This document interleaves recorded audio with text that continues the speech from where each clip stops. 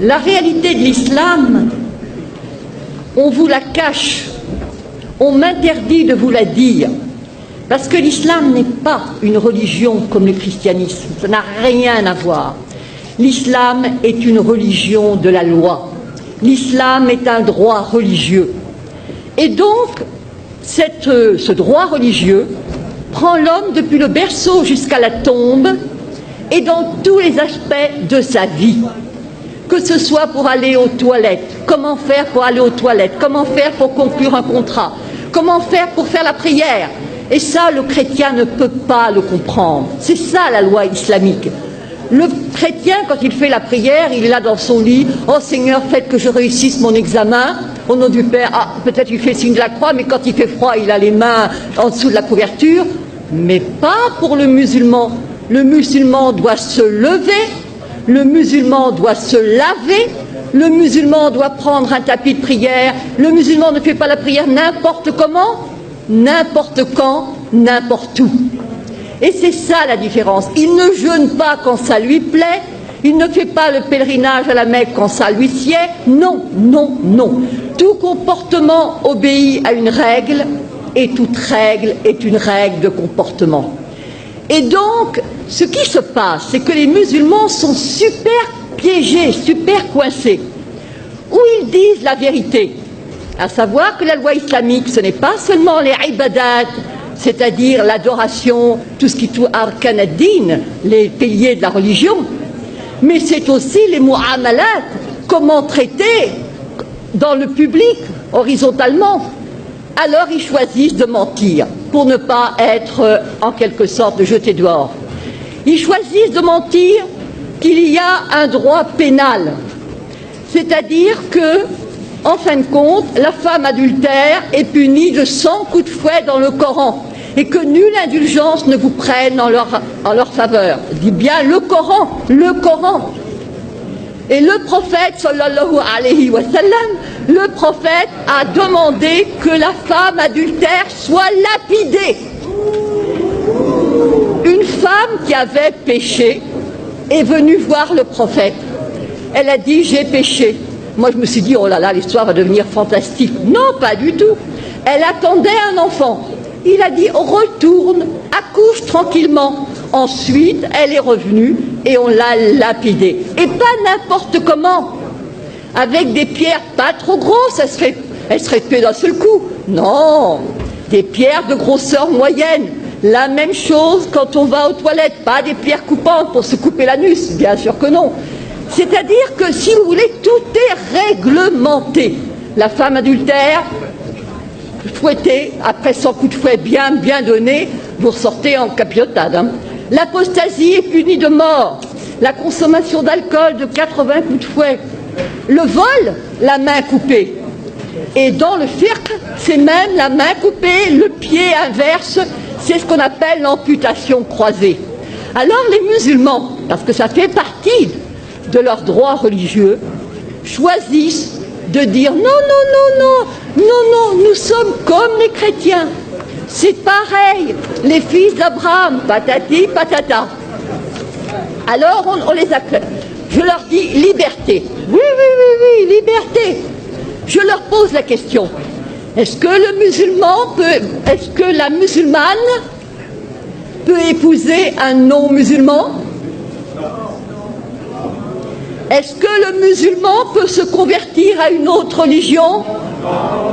Est-ce que le musulman peut être athée? Est-ce que le musulman peut être homosexuel? Est-ce que le musulman peut même être célibataire? Car le célibataire est de la pire espèce. Et oui. Est-ce que pas de monachisme en islam? Alors je ne vous dis pas les curés, les moines, enfin les curés on ne sait pas, mais les moines en tout cas, ils passeraient un mauvais quart d'heure. Et la religion catholique, c'est l'horreur, l'abomination. Ils disent trois, c'est considéré comme un trithéisme, donc ils seraient zigouillés. Et quant à la messe, alors là, la messe, le pain transformé en corps du Christ, mais c'est de l'anthropophagie pour eux. Et boire du vin. C'est-à-dire que tout est quelque chose, horreur, horreur, horreur. ce sont des moushrikoun, des associateurs, et c'est najas. Najas, c'est-à-dire impureté, saleté, cochonnerie. Alors, liberté, laissez-moi rire, il n'y en a pas. Mais alors, puisque de toute façon le musulman obéit à des règles, il est encerclé, emprisonné, on ne peut pas faire n'importe quoi, on entre dans les toilettes du pied gauche, on mange de la main droite, on ne mange pas n'importe quoi, on ne mange pas n'importe comment. C'est le rôle des fatwas qui vous dit, s'il vous plaît, comment on fait? Et alors évidemment, on vous répond. Alors évidemment, avec l'Internet, ça devient n'importe qui, n'importe quel con peut répondre, mais non, etc. Ça, c'est un changement. L'égalité. Mais bien sûr que nous avons l'égalité. L'égalité entre qui? Entre les musulmans. Al-Muslim, Akhul Muslim. Le musulman est le frère du musulman, pas le frère du non-musulman. Absolument pas. Absolument pas. Ne prenez pas les juifs et les chrétiens comme alliés. Et enfin, nous avons... Alors là c'est vraiment le must. Vous prenez la sourate 5, Al-Maïda, la table servie. Al-Yahoud. Les Juifs disent la main de Dieu est fermée. Mais non, c'est la leur qui est fermée. Et alors je passe, il est dit, écoutez bien ceci. Et certes, nous avons fait croître parmi eux la rébellion et la mécréance. Nous avons, alors, je dirais, et nous avons fait croître l'inimitié et la rébellion. Nous avons jeté parmi eux la haine jusqu'au jour de la résurrection. Yaoum al-Qiyamah. Vous voyez pour l'affaire d'Israël ce que ça signifie. Ensuite, il est dit, ce sont les Juifs qui allument la guerre. Ce sont les Juifs qui allument les guerres. Et c'est Dieu qui l'éteint. Et rappelez-vous, il y a eu une fatwa, il y avait eu des émeutes en banlieue, et monsieur Malek Chabel, musulman modéré, a écrit, mais il n'y a pas de guerre sainte en islam. C'est-à-dire, il a dit, en fin de compte, ce sont... il a cité de manière très habile que ce n'étaient pas les musulmans qui allument les guerres. Et tous ceux qui connaissaient le Coran ont compris. Parce que c'est sûr. Mais bien sûr que le problème... Alors, je me suis adressée au recteur de la mosquée de Paris, le charmant Dalil Boubaker. Je lui ai dit, comment trouvez-vous la première sourate du Coran? Il a dit, c'est le paternoster chrétien. J'ai envie de lui dire, alors crétin, le paternoster, alors commençons. Au nom de Dieu, le clément, le miséricordieux, etc. C'est toi que nous adorons. Iyyaka na'budu wa iyyaka nasta'in. Ihdina sirat al-mustaqim. Donc guide-nous dans la voie droite. Et alors là commence le suspense. La voie de ceux à qui tu as accordé tes faveurs.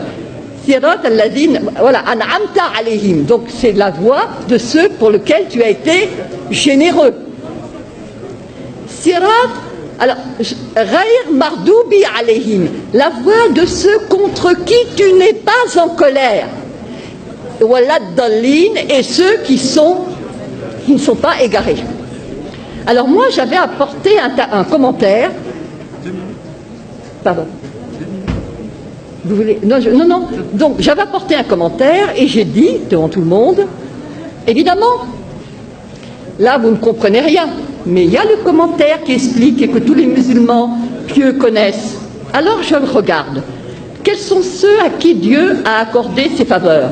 Alors je vois al-Muslimoun ou al-Anbiya, donc les musulmans, les prophètes. Quels sont ceux contre qui Dieu est en colère? J'ouvre le tafsir, le commentaire, et je vois al-Yahoud, les juifs. Et ceux qui sont égarés, je regarde et je vois al-Nasara, les chrétiens, les nazaréens. Et je dis, c'est ça votre sourate première, le paternoster, et nos curés cons qui font du dialogue islamo-crétin.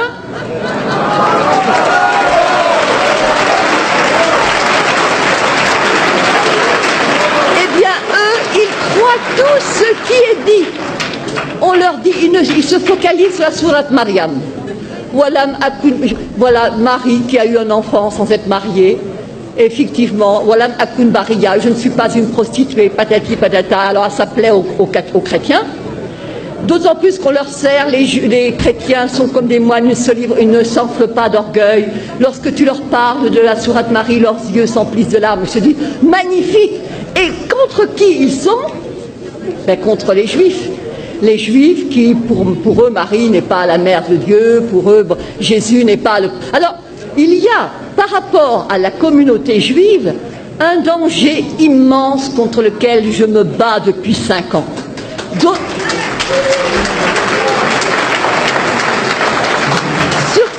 Surtout à cause du problème d'Israël.